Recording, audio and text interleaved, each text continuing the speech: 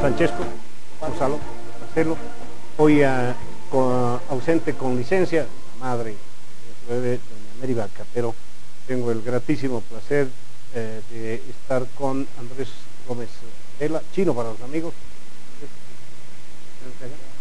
¿Todo bien? No, por favor, realmente un honor tenerte. Conozco de toda tu cualidad periodística, pero sobre todo cualidad de ser humano. Gracias, Mario. Gracias por la invitación. Bueno, la gente está viendo qué ha pasado, creo que ya todos saben qué ha pasado, tienes ya los resultados. Algunos, esperemos que el tribunal... No, ya estamos fuera de eso, son 8 y 5 minutos.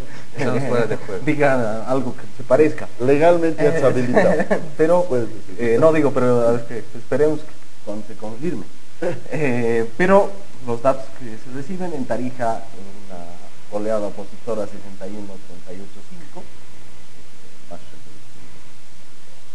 UDA. En el Beni las cosas muy ajustadas, los datos oscilan entre un 51% para hacer y un 48,5, 49,5 para el MAS. Apretado, pero Carlos Delín acaba de declararse ganador, probablemente para comenzar a crear alguna tendencia. Esos son los datos que tenemos ahora. Es decir, tengo la impresión que el presidente gastó bastante de su tiempo, para decir otra cosa, Y de nuestro dinero. y eso sí, para estar sobre todo en Tarija. Tengo la impresión también que le interesaba mucho al gobierno mantener Tarija por dos cosas. Uno, son los depositarios de las sumas más fuertes de dinero por el concepto del IDH, ¿no es cierto? Tarija. Sí, sí. Y dos, Y de la regalía, más que el IDH, sí. la regalía. Y dos, será momento de hacer algunas auditorías por 5 años, ¿no? Bueno, lo de Tarija, Mario, lo de Tarija era de esperarse, ¿no? Porque allá hubo un voto, pienso en primer lugar, un voto contra la anterior gestión de MAS, que fue una gestión desastrosa. Los reportes de prensa decían, por ejemplo, que cada mes había un caso de corrupción, cada mes se presentaba un caso de corrupción que superaba los $100.000. Por un lado, ese es el voto contra la gestión. Y segundo, me da la impresión de que es un voto contra la opulencia, ¿no? Una opulencia, pero es increíble, ¿no? Los viajes, la cantidad de veces que han estado allá, los regalos un poco más, no les regalan un pozo petrolífero o pozo gasífero, ¿no? Entonces hay una reacción de la gente de Tarija contra esa opulencia. Esas son las dos causas que yo encuentro, ¿no? Como explicación. Y ahora, una yapa. Si es que se confirma el 35% que tiene hasta ahora, creo, el candidato del MAS, entonces dudo mucho que haya obtenido más en la primera vuelta. Porque el 60 había ganado, ¿no?, el candidato de la oposición con un 61% según el conteo rápido. Y tú sabes que el conteo rápido es con las actas de verdad, fotografías. Y de pronto apareció reduciendo puntaje. Y ahí tenía un 35, un 36%, ¿no?, el candidato del MAS. Entonces, cuando después se fue acortando la distancia, ninguna encuestadora dijo, ni siquiera para defender su trabajo, ojo, nosotros hicimos un buen trabajo, aquí están las pruebas. Se quedó así en silencio. Entonces estos resultados están demostrando que creo que esas encuestas no se equivocaron, ¿no? O diré, el conteo rápido no se equivocó en la primera vuelta. Nuestra amiga Mary Vaca, solo para poner el dato, nos pasa información que dice 61,4 y 38,6, o sea, está por encima del 35. Sí. ¿Quién? Mary Vaca. No estaba teniendo su bobo, Mary. Pero con los ojos está mirando. Andrés, bienvenido. Creo que lo que acabas de mencionar es muy interesante porque muestra que no en todos los departamentos los escrutinios han sido limpios. Tal vez las elecciones sí, los votos de la gente sí, pero después ha habido manipuleo. Y lamentablemente, si es cierta la hipótesis que tú dices, eso tiene consecuencia en la gobernabilidad de la gobernación de Tarija, porque esa reducción hizo que el MAS tuviera más asambleístas y creo que antes nos daba los datos oficiales eran 14-12, más había 4 independientes, digamos, entre indígenas y otra agrupación. Entonces, si realmente ha habido un manipuleo, eso va a tener consecuencias sobre la gobernabilidad, que no refleja además el resultado que acabamos de ver, porque este mismo resultado debía estar en la primera vuelta, no puede ser tan diferente de la primera vuelta. A ver, a mí me gustaría recordar incluso, es que recuérdese los datos de boca de urna, a los que se refiere un poco Andrés, y se han ido desinflando en tanto y en cuanto han durado esos programas. Hasta las 10 de la noche Adrián Oliva había descendido un poco en su intención de voto, además en los resultados de boca de urna, ¿no? Lo cual creo que no hay que hacer, no se debería echar tanta mella sobre este asunto respecto a esta alerta sobre la manipulación electoral, etcétera, porque además finalmente todas las actas, ese es un trabajo que se ha tomado, creo, de alguna forma los funcionarios, los técnicos del órgano electoral, se han encargado de subir. Uno puede revisar acta por acta, recinto por recinto de cualquier lugar del país. Pero no hay eso. Claro, pero estoy diciendo que ahí uno puede empezar a hacer la sumatoria y establecer realmente si ha habido ahí manipulación o no. Primera cosa. Segunda cosa que a mí me parece interesante e importante resaltar, esta elección ha sido competida, o sea, han entrado en competencia candidatos que de alguna forma dentro del oficialismo se los ha denominado como que ha habido un problema en el reclutamiento y selección de los candidatos. Pablo Canedo ya entraba con muchas desventajas en la lectura del MAS respecto al otro candidato, porque no se lo conocía muy bien, lo ha dicho el presidente, etcétera, etcétera. Y además, creo que otro dato que ha funcionado mucho, que ha servido mucho a favor de Adrián Oliva en este caso, son las alianzas postelectorales que han habido. Uno recordará también la alianza que establece Adrián Oliva con Luis Alfaro. Estoy diciendo que automáticamente toda la votación que era a favor de Luis Alfaro haya pasado a Adrián Oliva, pero sin duda este dato creo que le ha servido mucho más. Y en el Beni, cuando hablemos del Beni, también vamos a empezar a analizar, me imagino, el caso del MNR, porque es un caso muy sui generis, creo yo, dentro de nuestra dimensión de la política, de los últimos resultados, porque el MNR ha jugado en algunos casos a favor del oficialismo y en otros casos a favor de la oposición. Como siempre. Bueno, en este caso en específico, al parecer ha resultado de una forma... Están en dictaduras y en democracia. Completamente, claro, muy capísimo. Interesante además. No, yo creo que en sí mismo el Beni es un objeto de estudio para esto. Tengo la impresión que podemos hacer análisis, por qué, etcétera. Tarija está claro. Sí. ¿Qué dato tienes en el Beni hasta ahora? A ver, página 7 abre con un titular de hace pocos minutos: Oliva arrasa en Tarija y hay empate técnico en Beni. Y afirma un 62 para UDA en Tarija, 38 para el MAS, y en el Beni para Nacer 50.2, para el MAS 49.8. Ese tengo, ese es un final de fotografía. Y eso es conteo rápido. Pero ¿cuál es el prólogo de estas elecciones? El prólogo ha sido, yo creo que una incapacidad política reflejada. Cuando tienes que poner mucha plata, lo que tienes que presionar es que la política no está funcionando del todo, porque no estás pudiendo persuadir.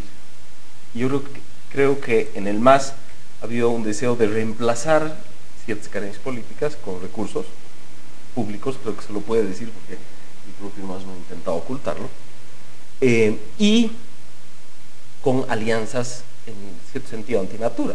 El candidato en Tarija no es un candidato que parezca masista a los propios masistas. Hoy día uno de los periódicos reflejaba que había sido simpatizante o miembro de ADN hasta hace unos años. Entonces, yo creo que ese es un problema de electoralizar todo, los límites de la electoralización. La segunda es la estrategia de alianzas. Si los datos que tenemos se confirman, en Tarija la oposición muestra que sin un pedazo del MAS no se puede vencerlo contundentemente. O sea, la disidencia de Alfaro ha terminado siendo una pieza fundamental del triunfo de Oliva, por lo menos en la distancia lograda. Y recordemos que Alfaro es uno de los líderes más radicales en los primeros años del gobierno a favor del MAS y en contra, digamos, de las ciudades que todavía en Tarija tenía la oposición. La otra estrategia de alianza es la estrategia inversa en el Beni. En el Beni, ustedes ya lo han dicho, el MAS logra conquistar al MNR y hasta su candidato tiene pasado movimentista. La pregunta es, ¿ese es el MAS o es una forma de ciertos cacicazgos de reencarnarse? Creo que esa es una pregunta que no es muy difícil de responder. ¿Y en qué medida la política nacional tiene un correlato efectivo en el Beni, o la política nacional tiene que adaptarse a tropicalizarse a las condiciones del Beni? Yo tendría cuidado en hacer un paralelismo estricto entre Tarija y Beni. En Tarija, has dicho bien, ¿no? Ha habido un mal candidato, unas malas alianzas, yo añadiría una mala gestión ilegítima, además, se acordarán, ¿no? La manera como tomaron, inclusive aliándose con partidos y personas. Wilmer Cardoso es uno que ha jugado en la última elección un rol predominante a favor de la oposición para sacar al alcalde Brun, ¿no? de Yacuiba. Entonces la gestión de Lino Condori realmente no hay nadie que la defienda. Claro. ¿Por qué? Porque nació mal. Entonces en Tarija todas estas cosas se dan y la reacción es lógica, tenemos una gran diferencia.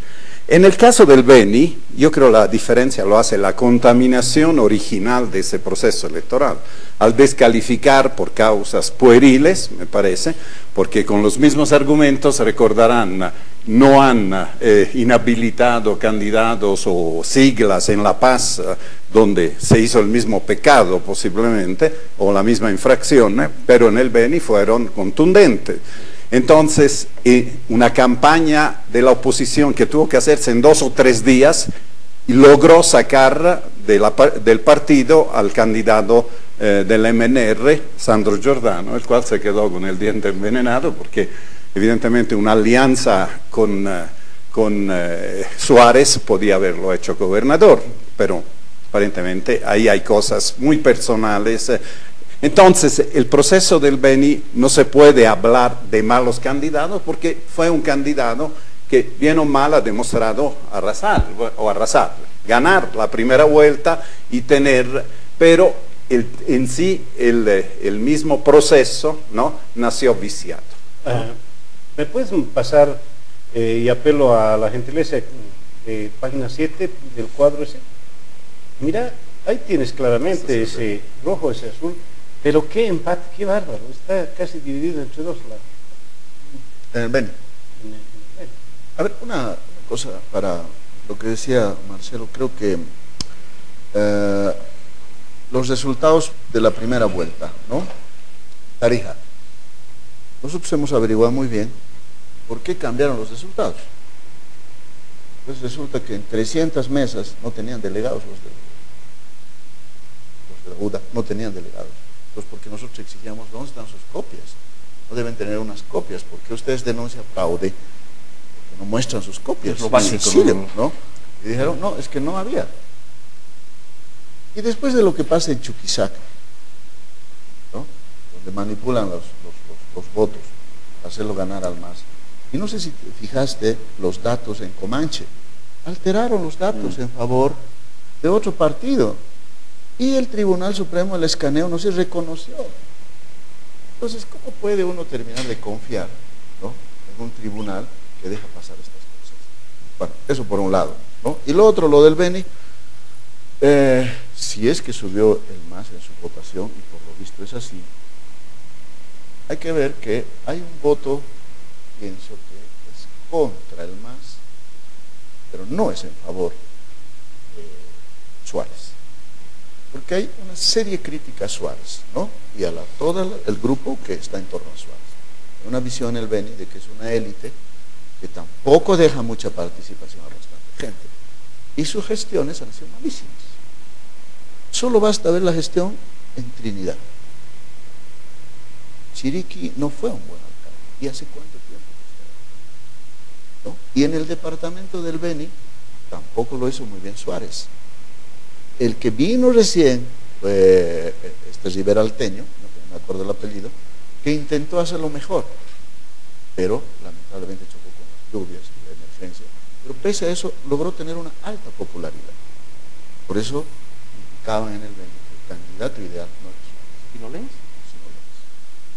¿Por qué? Porque él aglutina el voto de Riberalta y en cambio Suárez sí podía lograr el voto. Y si ganas en Trinidad y en Riberalta, Más Guayará, claro, el departamento del Beni es uno de los departamentos más emblemáticos en torno a dispersión de población, ¿no?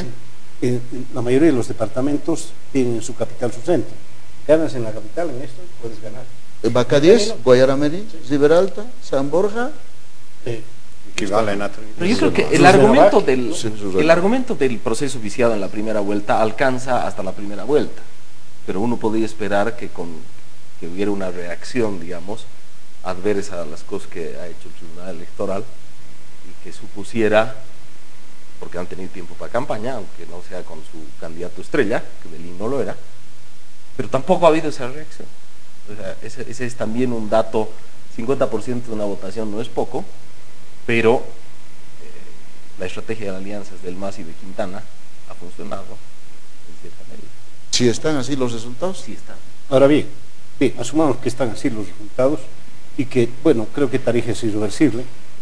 En el Beni puede ocurrir cualquier cosa. ¿Qué va a pasar? ¿Qué va a pasar? Dada la circunstancia que hemos vivido en el Chapari, donde la gente, el presidente, en una asamblea ha hecho votar que los que se han pasado a otro lado van a perder su carta. ¿Qué va a hacer? ¿Qué va a pasar? Hacia adelante, Oliva la tiene fácil. Por ahí Delín la tiene muchísimo más difícil, con los antecedentes de que no voy a trabajar con la oposición y cosas así. Un escritor boliviano conocido que no quiero citar para no aburrir a la audiencia, pero decía que si la violencia o el dinero fueran eficaces en la política por siempre, no estaría gobernando todavía Gengis Khan o el rey Midas.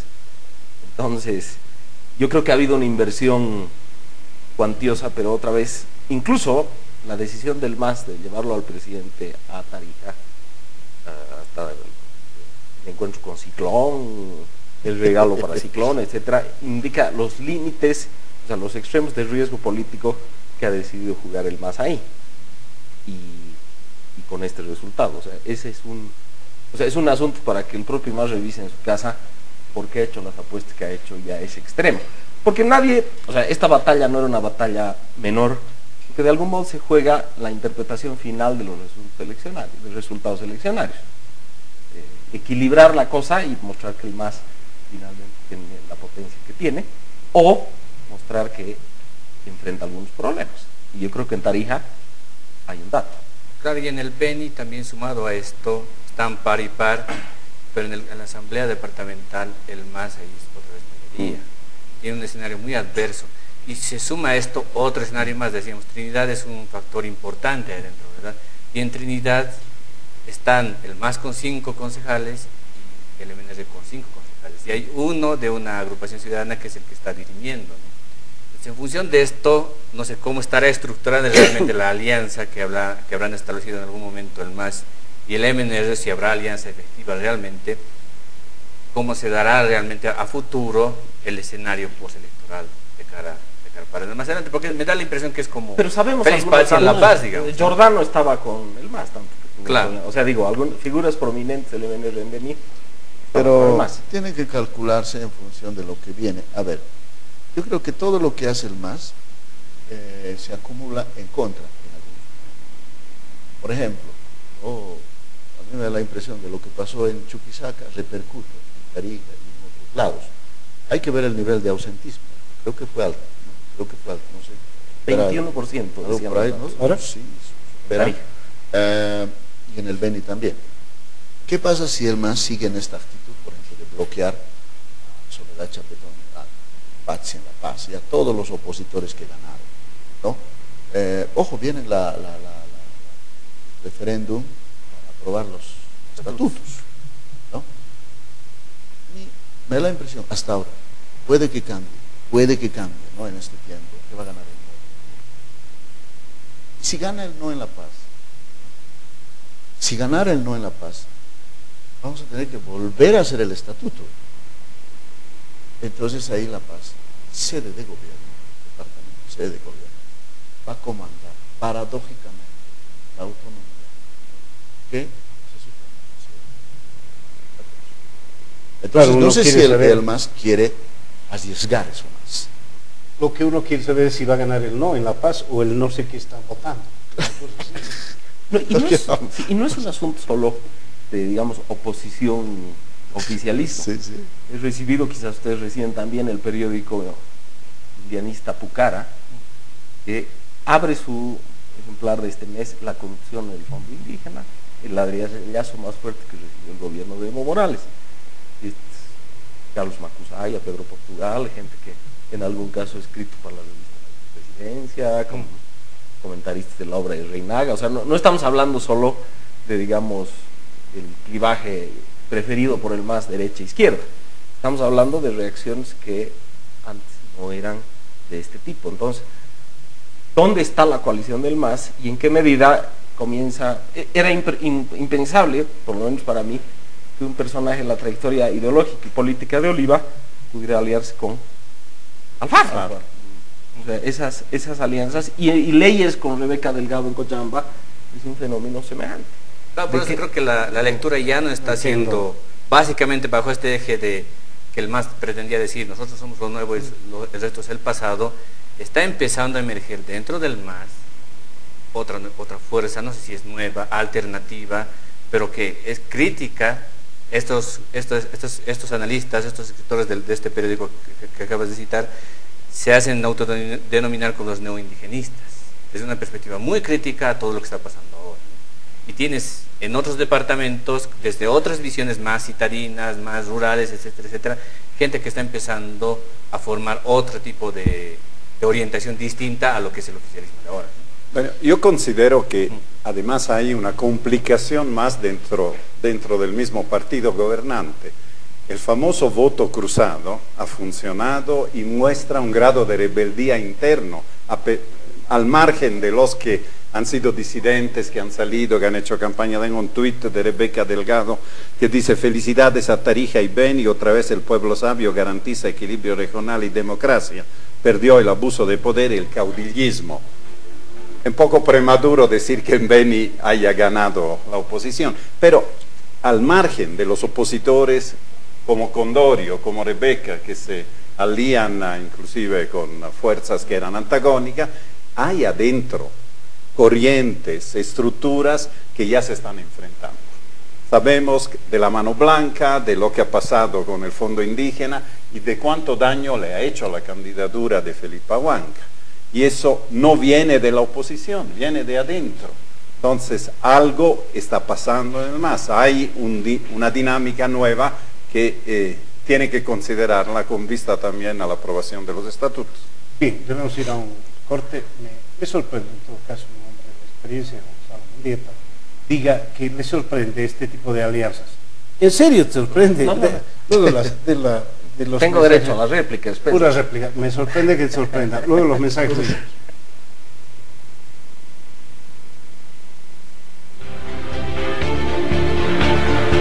Bueno, gracias. Estamos en el Pentágono. Aludidos. No es sorprendente que Que hay en alianza. Irmenich vaya a una misa, ex líder de los montoneros, con gente de la dictadura en la Argentina. O sea, hasta eso se ha visto, ¿no? A una misa conjunta. El nuevo dato es que una coalición grande, armada por el MAS exitosamente por casi una década, comienza a desmembrarse. No decimos que está en derrota, o sea, tiene un potencial electoral que se ha visto en octubre, pero comienza a mostrar imposibilidad de mantener junta a toda la coalición. Y esa coalición comienza a brotar aportes electorales a otro lado. Dice, no, una cosa es esto, regional, y otra cosa Evo. Y Evo a la reelección, Evo a cambiar Evo. Todo el mundo se está agarrando de Evo. Evo perdió en Tarija. Están así. ¿Acaso no Sí, fue él a ahí decir, está, voten está. por mí? Y es como si votan por Canedo, es como si votaran por mí. Yo creo que, Mario, la gente, no es que plantea su voto a partir del razonamiento estricto, sino también plantea a partir del hígado, de la bronca, del corazón. Y esas cosas se muestran. Tipo, todos los días viene aquí, no vino el resto de tanto tiempo, pues ahora no quiero, y esto, y punto, y no votó. Entonces yo creo que sí, así quieran mantener lo que él no perdió, que las elecciones nacionales eran diferentes.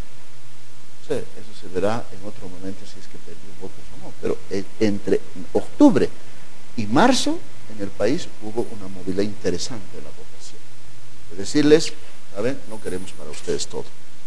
Queremos equilibrio en este caso. 8 alcaldías para la oposición, ahorita están 4-4 en gobernaciones, y de hecho quizá creo que lo hay que tomar punto aparte porque ahí no hay legitimidad. Y yo además creo que uno puede analizar las estrategias del MAS para saber si, y creo que podríamos citar a Walter Chávez que decía, lo peor que se puede hacer ahorita es despolitizar elecciones como si fueran solo un dato numérico.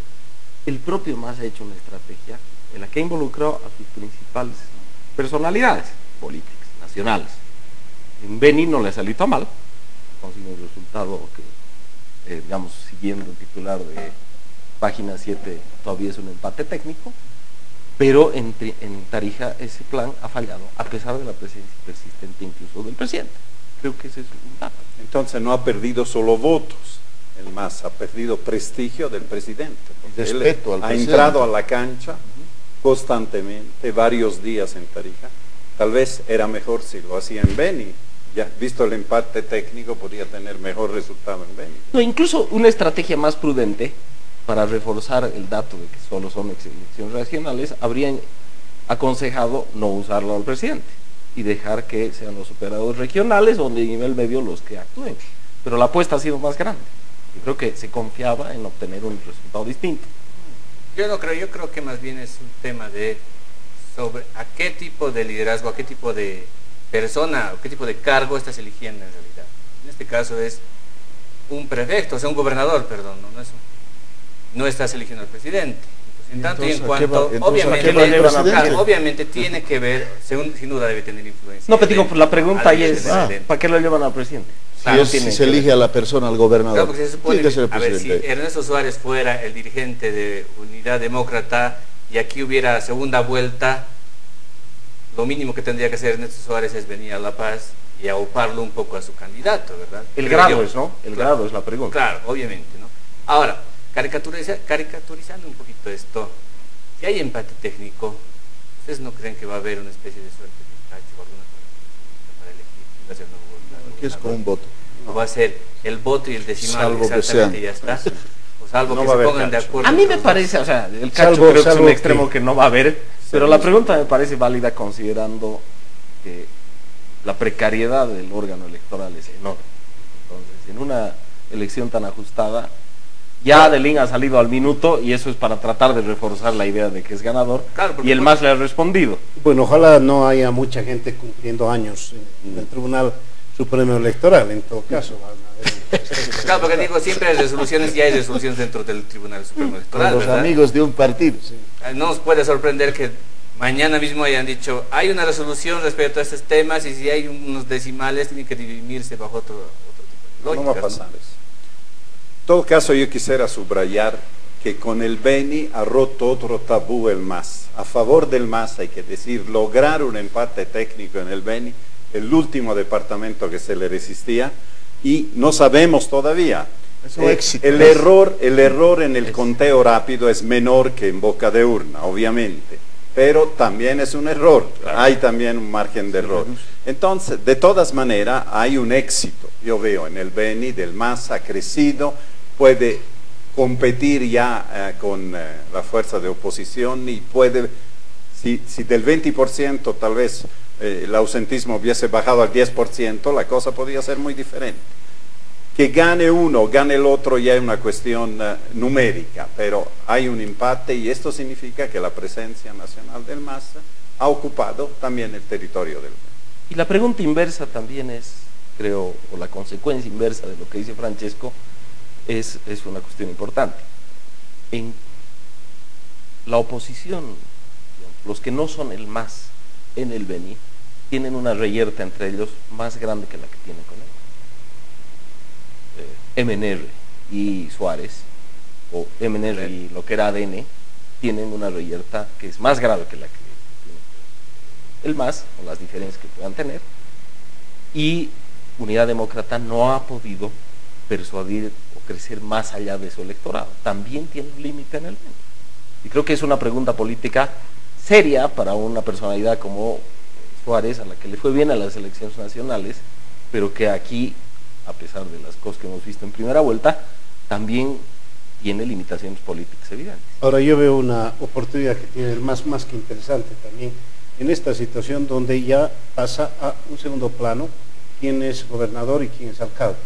Ahora tiene la posibilidad de, ya no tiene la posibilidad de seguir nacionalizando nada, ya no puede expulsar más embajadores, por ahí alguno de segundo nivel, pero nada tan impactante como al embajador de Estados Unidos. ¿Qué puede hacer hacia adelante? El presidente, uno, se va a embarcar seguramente y sería lamentable que empecemos a los bolivianos a celebrar como un campeonato del mundo lo que diga, lo que vaya a decir la Haya, por ejemplo, en el tema marino. Seguramente se va a aferrar eso para ver los bolivianos Estados Unidos. Pero el siguiente paso que tiene que dar el presidente es ver, uno, qué va a pasar con los adláteres que tiene en el gobierno de decir Evo es el único y vamos a cambiar la constitución, y dos, tiene bastante tiempo para eso, tiene que saber qué va a ser los siguientes 4 años o 5 años por Bolivia. Esa es una oportunidad de oro que tenemos. Sí, pero esto de la reelección, yo creo que lo han decidido el mismo día en que menos según las propias lenguas que existen, muy sinceras por cierto, pasa ya el presidente había decidido, ¿no?, delegar a Choquehuanca, heredero. Choquehuanca se aplazó. Entonces, a partir de ese momento se empieza a madurar. Aunque recientemente dijo el presidente, y eso me desconcertó, busque a mi reemplazante para el 2019, lo que significa que él no quiere ir, salvo que sea una estrategia que, bueno, el pueblo dice, presidente, que usted vaya otra vez, aunque usted no quiera, pero el pueblo dice, como usted obedece al pueblo, entonces tiene que ir nomás. Si se encarrilara en ese tren, yo creo que aquí la sociedad boliviana ya está aquí, ¿no? Está aquí porque otra vez vienen las respuestas del referéndum para los estatutos y seguir haciendo política. El presidente, después de la Haya y todo eso, tendrá que ver mejor la administración, ¿no?, para evitar, por ejemplo, la corrupción, como la corrupción que se produjo en el fondo, ¿no?, las fallas en algunas empresas, la UNI o en otras empresas, TEX, ¿no?, convertirse más en un ser político en búsqueda de poder, en un gerente que vaya administrando mejor la cosa pública. Sería ideal para el país, ¿no? ¿Por qué? Porque finalmente, ¿no?, si le va bien al gobierno, obviamente les va a ir bien a todos. El presidente ha sido exitoso avanzando, y creo que eso lo demuestra incluso en el incidente que tuvo con los periodistas de Chile ayer. El presidente está acostumbrado a la agresividad como el tono vital de la política. Ese ha sido su modo y ha sido exitoso. Pero me parece que esa técnica no es siempre eficaz. Y no es tan eficiente. Y que estos traspiés más bien pueden indicar la necesidad de comenzar a migrar a otras formas de hacer política.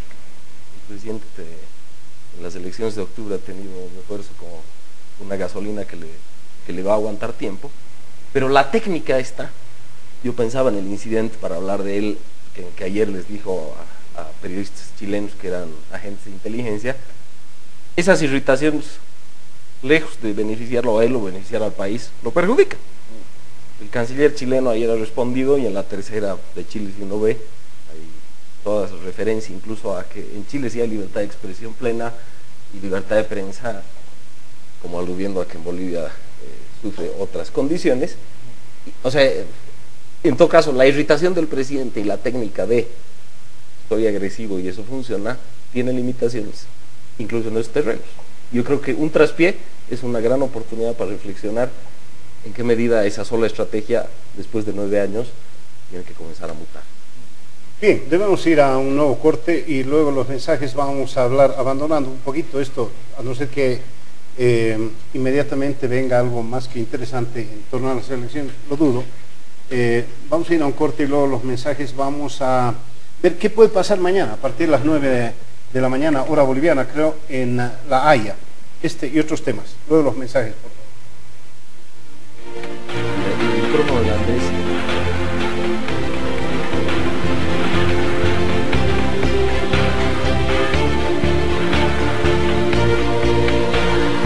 Sí, estamos en el Pentágono. ¿Qué esperamos de La Haya? Bueno, es muy simple. Mañana empiezan los alegatos. Es un tema muy simple. Chile ha señalado y va a tener 2 días para explicar que no tiene competencia en La Haya. Luego 2 días tendrá Bolivia para decir que sí tiene competencia. Réplica, dúplica, ahí se acaba, 30 días hasta el final, 3 opciones.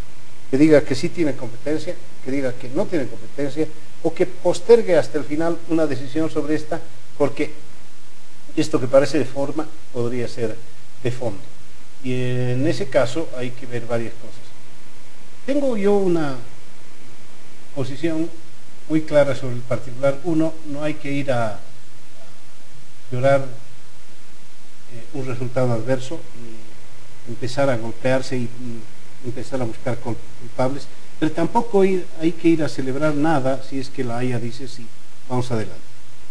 Lo más importante va a ser, en cualquier circunstancia, ponerse a charlar con Chile. Porque si La Haya nos dice, señor, no tengo competencia, siempre habrá la posibilidad de decirle, ok, chilenos, no vamos a ir más a La Haya, pero podemos seguir charlando. Hay la posibilidad siempre. ¿Qué podemos esperar desde el punto de vista de eso?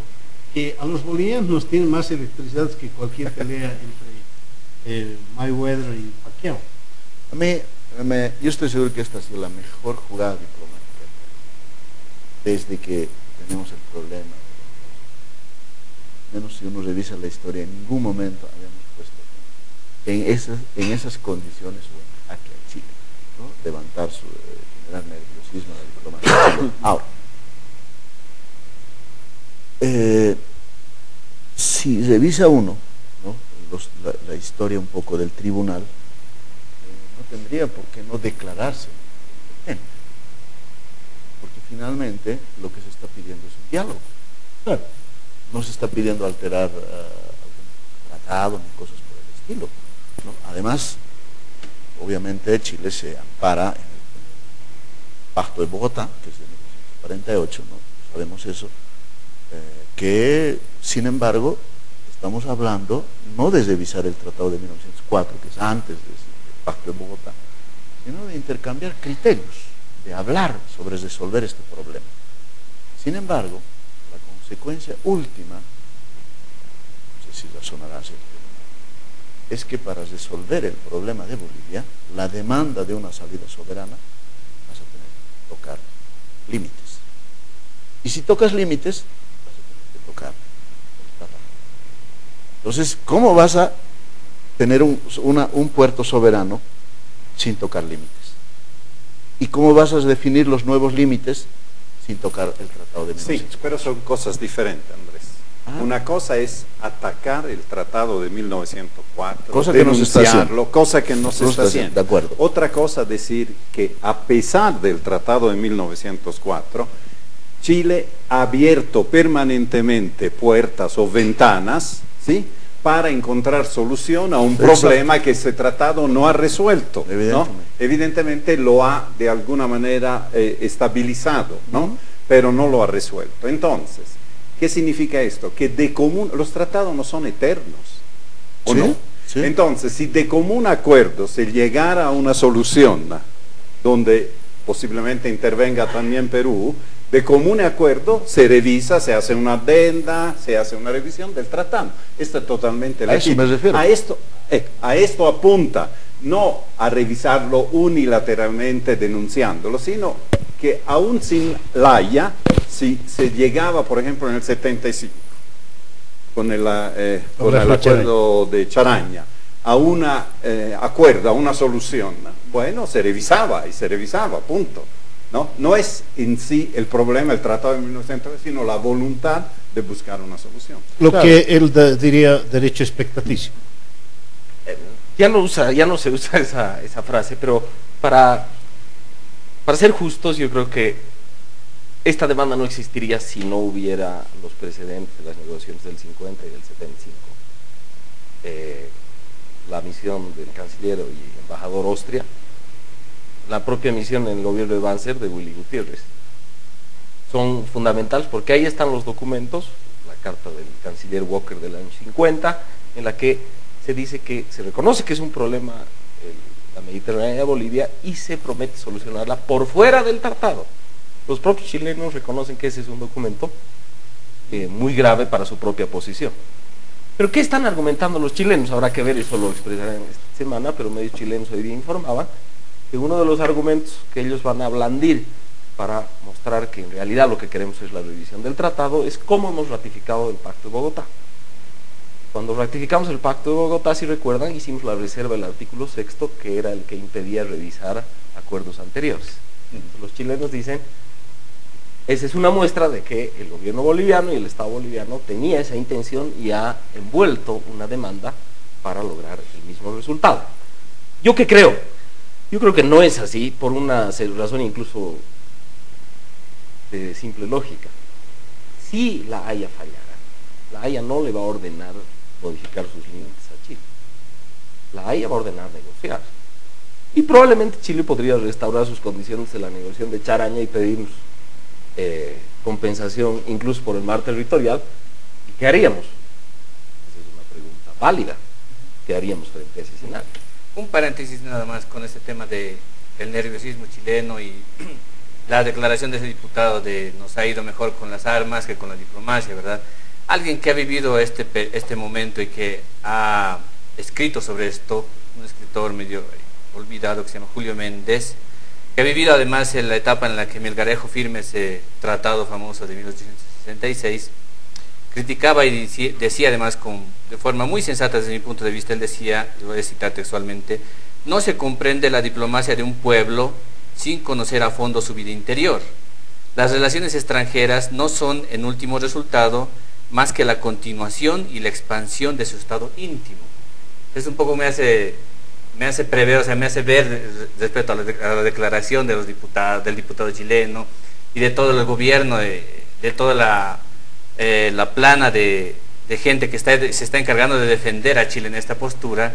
Más o menos esto, ¿no? Es intentar reconocer, analizar los recovecos de ellos mismos y ver cómo están actuando de forma en las relaciones internacionales. Hay algo muy positivo que le pasó en este tiempo a Bolivia, y si ves reacciones, por ejemplo, de algunos países, y vemos reacciones, es muy importante tomar en cuenta la reacción de la diplomacia francesa, ¿no? Ahí hay un problema pendiente, y la forma de resolverlo es el diálogo. Y lo que está pidiendo el gobierno boliviano es justamente ese diálogo, en términos simples.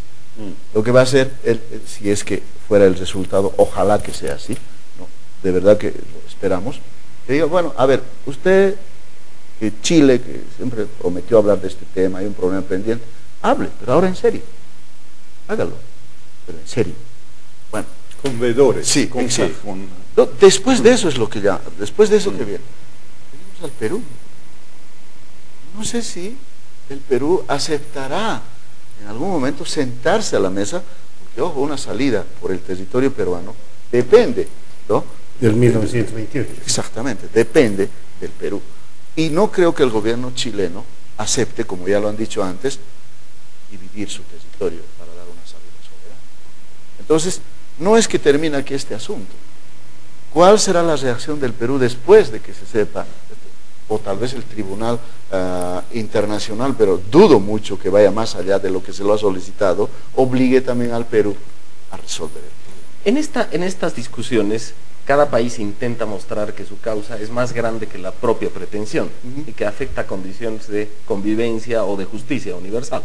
Chile está haciendo eso, está vistiendo su contestación a Bolivia de algún modo con el argumento es el mismo argumento que usó, haremos un pie de página, en la demanda de Bolivia en los años 20, que es, ustedes se van a afectar el sistema de tratados universal y van a poner en figurillas y en un estado de precariedad a todos los estados que han negociado límites después de guerras. Más o menos. ¿Para qué prometen resolver el claro, drama? por eso, ese es el argumento de ellos. Claro. El nuestro es, esto es independiente, tenemos unas cartas que tú te has comprometido conmigo y sobre ellas tenemos que conversar para que lo hagas de buena fe. Las cartas de presidentes y de cancilleres no son silbidos ni cantos, ya no sirve para nada, no solo remontarse al 1904, sino a 1879, una agresión abusiva, injusta, ya no sirve. Pero eso es, digamos, idealismo, ¿no? O sea, uno puede ser injusto, Pero etcétera, esa es la pero ¿de base. dónde te agarras para que un tribunal te acepte? Claro, eso ya es denunciar el esa es la problema. discusión. Pero yo creo que hay un argumento realista que es más importante incluso y que lleva a la conclusión, si uno lo viera con ojos externos a la discusión entre nuestros países, y es: ¿cuántas personas viven en el occidente boliviano? ¿Más de 3,5 millones? ¿4 millones? Ya, 4 millones de personas que tienen una mirada puesta hacia el Pacífico. Si tú ves el mapa, está muy cerca del Pacífico. ¿Por dónde sale? ¿Por dónde hacen su comercio? Los chilenos te dicen siempre por las facilidades Y que tú tenemos. preguntales a los exportadores mineros bolivianos, por ejemplo, para no hablar de la discusión entre practicistas y reivindicacionistas en Bolivia, preguntales a los exportadores mineros las dificultades que tienen para exportar mineral con las regulaciones chilenas. O sea, no es un tema solamente emocional, como a veces incluso nosotros lo vemos, también es un problema práctico. Y el hecho de que 4 millones de personas no tengan una salida propia es contra natura. Ve el mapa de cualquier país en el mundo y ve sus dimensiones geopolíticas y de habitantes. Gonzalo, Francesco, Marcelo, Ahí nos querido vamos. Andrés, ya nos estamos viendo. Sí, Bueno, esto gracias. es muy, muy rápido así. Te agradezco mucho. Gracias Andrés, otra vez, gracias. A la orden, cuando quieras ahí. Y que no sea la primera, ¿no? Ahí estuviste. Sí, sí. Vamos a echar a cualquiera de estos. Cualquier día. No, gracias a ustedes por habernos seguido. Hasta el próximo domingo.